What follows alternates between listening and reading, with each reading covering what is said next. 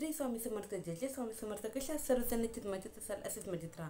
तर पहा, बहुतेक घरामध्ये काय होतं, अगदी नवरा बायकोचं नव्हे तर सासू सुनांचं पटत नाही, भावाभावांचं पटत नाही, बहिणी बहिणींचं पटत नाही किंवा बहीण भावंडांचं पटत नाही. अगदी नातेसंबंध हे तुटण्याच्या बेतावरती आलेले असतात. काही तर घरांमध्ये नातेसंबंध हे तुटलेले आहेत. अगदी सख्खे भाऊ पक्के वैरी झालेले आहेत. अगदी ज्या जावा जावा बहिणीसारख्या राहायच्या त्यांच्यामध्येही दुराव्याचं नाते निर्माण झालेलं आहे. घरामध्ये अगदी तांडव चालू आहे असं म्हटलं तरी हरकत नाही. म्हणजे भरपूर लोकांच्या अशा कमेंट्स येतात की ताई, आमच्या घरामध्ये कंटिन्यू वादविवाद चालू आहे. असं वाटतं की ह्या घरातून कुठेतरी लांब निघून जावं आणि एकदम शांततेच्या वातावरणामध्ये बसावं.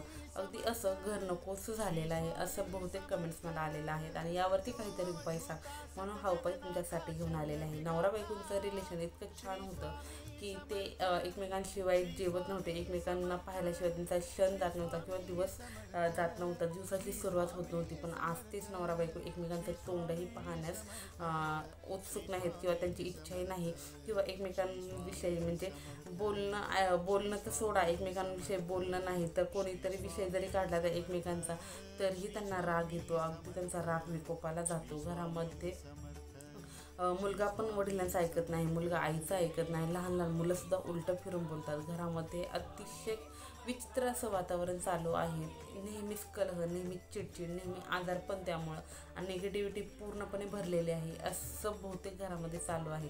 तर पहा, हे सर्व होत आहे. तर या सर्वांवरती हे घडू नये म्हणून मी एकदम छान असा उपाय सांगणार आहे. जरी तुमच्या सर्वांच्या घरामध्ये यापेक्षाही वाईट जरी घटना घडत असतील, अगदी घरं समजा तुटलेले असतील, समजा भाऊ भावाबरोबर बोलत नसेल, समजा नवरा बायको विभक्त झालेले असतील आणि त्यांची समजा इच्छा असेल पुन्हा एकत्र यायची आणि जे काही गैरसमज झालेले असतील ते तुम्हाला असं वाटत असेल की दूर व्हावं आणि तुमचे नातेसंबंध पुन्हा प्रेमाने आनंदाने जोडावेत. इतकंच नव्हे तर जे मित्र परिवार आहे किंवा एखादे ताईची मैत्रीण वगैरे असेल, अगदी सख्ख्या बहिणींसारखे तुम्ही राहत होता, सख्ख्या भावांसारखे तुम्ही राहत होते, पण काहीतरी असं घडलं की त्यामुळं तुमचे नातेसंबंध तुटलेले आहेत. तर ते नातेसंबंधसुद्धा जोडण्यासाठी हा उपाय तुम्ही करू शकता. उपाय किंवा सेवा जरी म्हटलं तरीही हरकत नाही.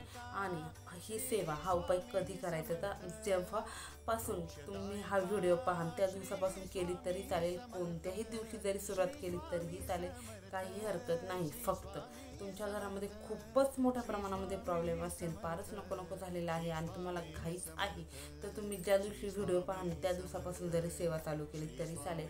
पण खूप अडचण जर असेल तुमच्या घरामध्ये, खूपच प्रॉब्लेम चालू असतील, तर तुम्ही संकल्पयुक्त सेवा करा. संकल्पयुक्त सेवा आपल्या सर्वांना माहिती आहे. संकल्प कसा करायचा, हातावरती पहिल्यांदा पाणी घ्यायचं, पाण्यामध्ये थोडंसं तांदूळ घ्यायचं, त्यावरती फुल ठेवायचं. ज्या गोष्टीसाठी, ज्या इच्छेसाठी जे घरामध्ये वातावरण आहे ते सर्व बोलायचं. आणि मी स्वामी राया, मी 11 दिवसाचं ही सेवा करणार आहे, 21 दिवसाची ही सेवा करणार आहे, 51 दिवसाची किंवा 108 दिवसाची सेवा करणार आहे, हे बोलायचं. आणि हे बोलून झाल्याच्या नंतर तुम्हाला हे जे हातामध्ये तांदूळ फुल वगैरे आहे एका प्लेटमध्ये काढून घ्यायचा. नंतर हे जे काय आहे, पक्ष्यांना तुम्ही तांदूळ वगैरे खाऊ घालू शकता किंवा वातापाण्यात सोडून द्या किंवा जमिनीखाली म्हणजे एखाद्या झाडाच्या खोडाच्या तिथं जमिनीखाली खड्डा करून गाडून टाकले तरीही चालेल, काही हरकत नाही. किंवा कुंडीमध्ये जरी तुमच्या खड्डा करून गाडलं तरीही चालेल, काही हरकत नाही. किंवा निर्माल्यामध्ये जरी टाकून दिलं तरीही चालेल. फक्त ते पायंदळी येऊ नये एवढी त्याची काळजी घ्या. तर पहा, अशीही सेवा करू शकता. किंवा तुमच्या घरामध्ये थोडंफार जेमतेम वातावरण चालू आहे तर तुम्हाला काही घाई नाही, तर तुम्ही रोज जरी ही सेवा, नित्यसेवा जी तुम्ही करताय, पहा, जे सर्वजण स्वामी भक्त आहेतच, जे नसतील तेही स्वामी सेवा करणारच मला माहिती आहे. कारण प्रत्येकाला प्रचिती येते आणि सर्वांनी स्वामी सेवेत यावं. कारण खरंच इथं जर सेवा केली तर निश्चित मेवा हा मिळतो. स्वामी भरभरून देते, फक्त प्रत्येक गोष्टीची वेळ यावी लागते. तर सांगायचं तात्पर्य एवढंच की तुम्ही जी नित्यसेवा करता, नित्यसेवेच्या पुस्तकामध्येच हा ऐक्यमंत्र जो आहे, ऐक्यमंत्र पहा, ऐक्यमंत्र जो आहे, ऐक्यमंत्र दिलेला आहे. नित्यसेवेच्या पुस्तकात 20 नंबरच्या पानावरती ऐक्यमंत्र दिलेला आहे. मिनिमम 1 ते 2 मिनिटामध्ये तुमचा हा म्हणून किंवा वाचन होईल. पहा, तुम्हाला हा जो ऐक्यमंत्र आहे हा कमीत कमी 11 वेळा, 21 वेळा, 51 वेळा किंवा 108 वेळा तुम्हाला म्हणायचा आहे. तुमच्या इच्छाशक्तीनुसार तुम्ही म्हणू शकता, काहीही हरकत नाही. पण हा मंत्र म्हणताना तुम्हाला काय करायचं आहे, स्वच्छ असे हातपाय धुवायचे, हातपाय वगैरे धुवून एक आसन टाकून देवघराच्या समोर बसायचं. प्रथम दिवा प्रज्वलित करून घ्यायचा, अगरबत्ती लावायची, धूप लावायची आणि एका ग्लासमध्ये पाणी घ्यायचं, फुल भरून ग्लास पाणी घ्यायचं किंवा एखादा तांब्या जरी भरून घेतला पाण्याने तरीही चालेल. तर तांब्यावरती किंवा त्या ग्लासावरती हात ठेवायचा. हात ठेवून प्रथम स्वामी स्तवन जे आहे पहा, नित्यसेवेच्या पुस्तकामध्येही आहे, स्वामी स्तवन म्हणायचं आहे. स्वामी स्तवन म्हणून झाल्याच्या नंतरनं एक जपमाळ, एक पूर्ण जपमाळ 108 वेळा तुम्हाला श्री स्वामी समर्थ, श्री स्वामी समर्थ, श्री स्वामी समर्थ या मंत्राचं पठण करायचं आहे. हे झाल्याच्या नंतरनं तुम्हाला ऐक्यमंत्र जो आहे, हा ऐक्यमंत्र तुम्ही 11 वेळा म्हणू शकता किंवा 21 वेळा, 51 वेळा तुमच्या इच्छाशक्तीनुसार म्हणू शकता. कधी म्हणायचं तर दिवसभरात तुम्ही कधीही म्हणू शकता. फक्त ही सेवा कधी स्किप होणार की ज्यावेळेस तुम्हाला मासिक धर्म म्हणजे महिला भगिनींना मासिक धर्म असेल, विटाळ असेल, सुतक असेल, तेवढे दिवस तुम्ही स्किप करा, पुढे पुन्हा ॲड करा. जर संकल्पयुक्त सेवा केली असेल तर ते दिवस ॲड करा. आणि जर नित्यसेवेमध्ये जर करणार असाल तर ठीक आहे, एखादा दिवस जरी मागं पुढे झाला किंवा हे 5-6 दिवस जरी स्किप झाले तरीही चालतात, काहीही हरकत नाही. परंतु खूप जणांचे अनुभव आहे, स्वामी केंद्रामध्येही सांगितलं जातं आणि स्वतःही अनुभवलेले आहेत. खूप अनुभव आहेत की ह्या मंत्राचं पठण जर चालू केलं तर घरामध्ये वातावरण सौख्याचं, आनंदाचं, प्रेमभरं वातावरण चालू होतं. कारण यामुळं काय होतं, घरामध्ये जी काही निगेटिव्हिटी आहे, जी काही वाईट शक्ती आहे, जी वाईट पीडा आहे, जे नैराश्य आहे ते नैराश्य दूर होतं आणि घरामध्ये आनंदाचे, समाधानाचे वातावरण तयार होतं. पहा, या सेवेमध्ये खूप मोठ्या प्रमाणात ताकद आहे आणि खूप जणांचे अनुभव आहे. पुन्हा सांगते, म्हणून तुम्ही ही सेवा चालू करा. त्यानंतर तुमचं मंत्र म्हणून हे जो स्तोत्र किंवा मंत्र आहे हा म्हणून झाल्याच्या नंतरनं तुम्हाला काय करायचं आहे, ते जे पाणी आहे ते पाणी तुम्हाला घरातील सर्व व्यक्तींना प्यायला द्यायचं आहे. आता घरातील सर्वच व्यक्ती पितील किंवा सर्वांचाच या गोष्टींवरती विश्वास बसेल असं नाही. आता कलियुग आहे म्हणल्यावरती बहुतेक लोकांचा विश्वास बसत नाही. नाही विश्वास बसला तरी हरकत नाही. हाताची 5 बोटं सारखे नाहीत, तसंच प्रत्येकाचे विचार हे एकसारखे नसतात, प्रत्येकाचे विचार कमी जास्त असतात. त्याच्यामुळे एवढा काही विचार करू नका. तुम्ही ते जे पाणी आहे ते स्वयंपाकामध्ये जरी वापरलं तरीही चालेल किंवा चहामध्ये त्याचा चहा बनवून त्या पाण्याचा सर्वांना दिला तरी चालेल किंवा पिण्याच्या पाण्यामध्ये जरी टाकलं तरी चालेल. फक्त पिण्याच्या पाण्याचं काय होतं, ज्यावेळेस आपण पिण्याच्या पाण्याचा जो हंडा आहे, जार आहे किंवा माठ आहे त्यामध्ये टाकतो तर त्या पाण्याने आपण कधी कधी हात पण धुतो, मग ते पाणी वेस्ट होतं किंवा पायंदळी येतं. तर ही गोष्ट चांगली नाही. म्हणून तेवढी तुम्ही काळजी घ्या की ते पायंदळी वगैरे पाणी आलं नाही पाहिजे. कारण ते अभिमंत्रित पाणी आहे आणि अभिमंत्रित पाणी म्हटलं तर त्याच्यामध्ये साक्षात स्वामींचे आशीर्वाद उतरलेले असतात, साक्षात भगवंतांचा वास त्यामध्ये असतो. म्हणून आपल्याला त्या पाण्याचा अपमान करायचा नाही आहे. त्यात जल हे अमृत झालेलं आहे. म्हणून शक्यतो होईल तर तुम्ही त्याचं एखादा प्रसाद बनवा किंवा भाजीमध्ये जरी ॲड केलं, पाहिजे तितकीच भाजी बनवायची, जास्त नाही बनवायची आणि त्याद्वारे तुम्ही घरातील व्यक्तींना खाऊ घातलं तरीही चालेल. आणि ही गोष्ट काही वाईट नाही किंवा असं म्हणतो ना आपण गाळीबादावाई शक्ती, असं काहीही नाही. घरामधील जे काही व्यक्ती आहेत सर्वांनी हे जर खाल्लं तर निश्चित तुमच्या घरामध्ये वातावरण इतकं छान होईल, इतकं सुंदर होईल की तुम्ही स्वतः सांगाल की ताई जेव्हापासून ही सेवा चालू केली तेव्हापासून आमच्या घरामध्ये सुख, समाधान, आनंद नांदतं. फक्त सांगायचं तात्पर्य एवढेच की ही सेवा किंवा उपाय करताना तुमचे जे कर्म आहेत, कर्म हे चालू ठेवायचे आहे. घरामध्ये शांततेचं, प्रसन्नतेचं वातावरण नेहमी राहावं यासाठी काय करायचं आहे, समजा वादाचं जरी वातावरण निर्माण झालं किंवा एखादा प्रसंग निर्माण झाला तर एक जण बोलत असेल तर दुसऱ्याने शांत राहायचं. एकाने अग्नीचं रूप घेतलं तर एकाने पाण्याचं रूप घेऊन शांत राहायचं आहे. कारण प्रत्येक गोष्टीवरती शांतता किंवा संयम हा खूप मोठा पर्याय आहे. आणि शांतता आणि संयम जर बाळगला तर निश्चित दुसरा दिवस किंवा दुसरा क्षण जो काही आहे हा तुमचाच आहे. म्हणून थोडासा संयम बाळगत चला, निश्चित तुमचे जे काही जीवन आहे हे सुखकर समृद्धमय होणार आहे. आणि हा जो ऐक्यमंत्र मी तुम्हाला सांगितला, समजा आता ज्यांना लिहिता वाचता येत नाही, बहुतेक जण म्हणणार ताई आम्हाला लिहिता वाचता येत नाही, मग कसं काय?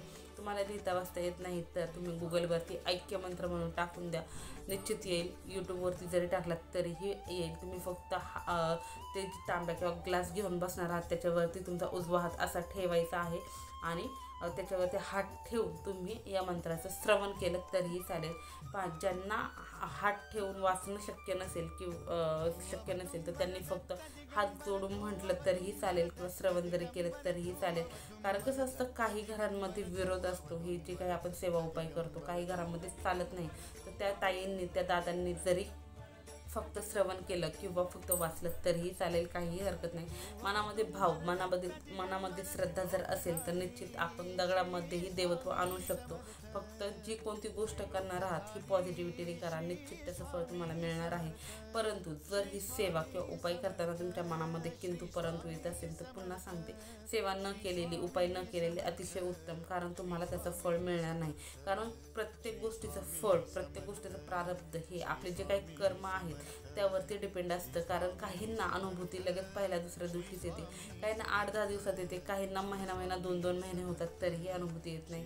काय येत नाही तर त्याचं कारणच ते आहे की आपण किती मनोभावे, किती आत्मीयतेने सेवा करतो, आपले पूर्वकर्म कसे आहेत, आपले आत्ताचे कर्म कसे आहेत, आपण लोकांविषयी काय चित्तो, याच्यावरती सर्व काही डिपेंड असतो. नाहीतर काही व्यक्तींचं असं असतं, भरभरून सेवा करतात, परंतु सेवा करून झाली की लगेच याला शिव्या दे, त्याला शिव्या दे, याची निंदा नालस्ती कर, त्याची निंदा नालस्ती कर. यामुळे काय होतं, तुम्ही जी काही सेवा केलेली आहे ती सर्व झिरोमध्ये होते आणि त्याचं फळ तुम्हाला काही मिळत नाही. आणि मग तुम्ही कमेंट्समध्ये सांगता की ताई एवढे दिवस झाले आणि मला काही अनुभूती आलेली. असं नसतं. आपण सेवा जी काही करतो ती मनोभावी करायची. जे काही आपले कार्य, जे काही आपले कामधंदा चालू आहे ते कामधंदा करतच राहायचं आहे. हातावर हात देऊन जर बसले तर निश्चित तुम्हाला कधी कुठूनही काही भेटणार नाही. परंतु हे जे उपाय, हे जी सेवा आहे ह्या जर केल्या तर तुमचं जीवन हे सुखकर समृद्ध व्हायला मदत खूप होणार आहे. आणि पहा, सर्वांनी, शक्यतो मी तर सांगते, सर्वांनी नित्य सेवेमध्ये ऐक्य मंत्र किमान जर तुम्ही रोजच जर म्हणणार असाल तर किमान 1-2 वेळा जरी म्हटलात तरीही चालेल, काही हरकत नाही. आणि जर संकल्पयुक्त करायचं असेल तुमच्या घरामध्ये खरंच खूप डेंजर वातावरण असेल तर संकल्पयुक्त या मंत्राची सेवा करा. खूप प्रभावी सेवा आहे ही, म्हणून सांगते, जीवतोडून सांगते की खरंच करा. तुमच्या जीवनामध्ये, तुमच्या संसारामध्ये खूप बदल होताना जाणवेल. आणि जे नित्यसेवेमध्ये जर ॲड करणार असाल तर पहा, स्वामीस्तवन प्रथम म्हणायचं. पुन्हा सांगते, स्वामीस्तवन एक वेळा म्हणा, एक माळ, एक पूर्ण जपमाळ श्री स्वामी समर्थ, श्री स्वामी समर्थ या मंत्राची घ्या. त्यानंतर ऐक्य मंत्र जो आहे हा ऐक्य मंत्र कमीत कमी 11 वेळा म्हणा, जास्तीत जास्त तुमच्या इच्छाशक्तीनुसार म्हणू शकता. पण अतिशय साधी सोपी सेवा आहे, कोणीही करू शकन अशी सेवा आहे. निश्चित ही सेवा करायचा अवलंब करा. तुमच्या जीवनात, तुमच्या घरादारात खूप बदल होताना तुम्हाला जाणवेल. तर व्हिडिओ कसा वाटला प्लीज दादांनो, तायांनो कमेंट्समध्ये सांगत चला. कमेंट्समध्ये श्री स्वामी समर्थ, जय स्वामी समर्थ लिहित चला. तुमच्या अशा लिहिण्याने, कमेंट्समुळे तुम्हालाही पुण्य भेटणार आहे. मी जी काही सेवा करत आहे त्याची वाटेकरी तुम्ही होणार आहात. आणि निश्चित तुमच्या अशा कमेंट्समुळे मलाही व्हिडिओ बनवायला खरंच खूप छान वाटतं. किती काही जरी झालं, आजारी असो काही असो, तरी मी माहिती जी काही आहे ती जमवून तुमच्यापर्यंत आणण्याचा प्रयत्न करत असते. म्हणून पुन्हा सांगते की या सेवेची वाटेकरी तुम्ही व्हा, तुम्ही सेवा करा, तुम्हालाही मेवा मिळेल. कारण स्वामी नेहमी म्हणते, सेवा केल्या तर निश्चित मेवा मिळतो. तर झालेली सेवा स्वामींचरणी रुजू. श्री स्वामी समर्थ, जय स्वामी समर्थ, श्री स्वामी समर्थ महाराज की जय.